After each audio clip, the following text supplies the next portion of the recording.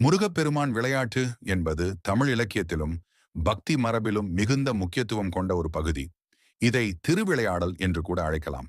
அதாவது தேவன் தனது லீலைகளை, அற்புதமான விளையாட்டுகளை உலக நலனுக்காக நிகழ்த்துவது. முருகப்பெருமானின் விளையாட்டுகள் என்பது அவருடைய அறிவு, வீரியம், கருணை, தெய்வீக ஆற்றல் ஆகியவற்றை வெளிப்படுத்தும் தெய்வீக நிகழ்வுகளாகும்.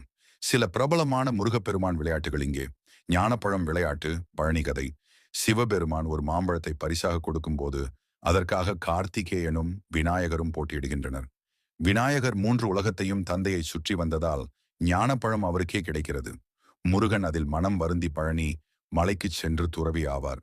அப்போது சிவபெருமான் சொன்னார், "பழம் நீயே, அதாவது நீயே ஞானத்தின் பழம்." இதுவே பழனி முருகன் விளையாட்டு. சூரபத்மன் வதம், திருப்பரங்குன்றம் திருச்செந்தூர் விளையாட்டு. அசுரன் சூரபத்மன் உலகை ஆக்கிரமிக்கையில் முருகப்பெருமான் தெய்வங்களின் வேண்டுகோளுக்காக வேலி ஏந்தி போராடுகிறார். அவரை வதம் செய்து உலகை விடுவிக்கிறார். இது திருச்செந்தூர் பகுதியில் நிகழ்ந்ததாக கூறப்படுகிறது. இது வீர விளையாட்டு என்றும் அழைக்கப்படுகிறது. திருமணம் விளையாட்டு.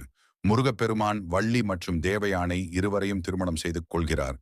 தேவயானை தெய்வகுமாரி, வள்ளி மனித பெண். இது அவருடைய அன்பும் சமநிலையும் வெளிப்படுத்தும் விளையாட்டு. நாக விளையாட்டு.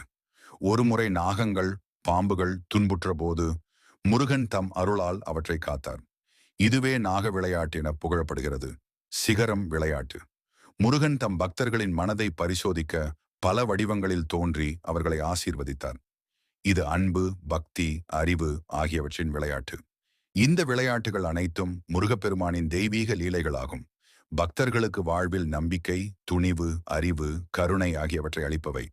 இந்த பதிவு பிடித்திருந்தால் பகிரவும். ஓம் முருகா என்று கமெண்ட் செய்யவும்.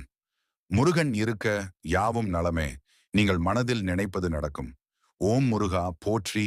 ஓம் சரவணபவ போற்றி.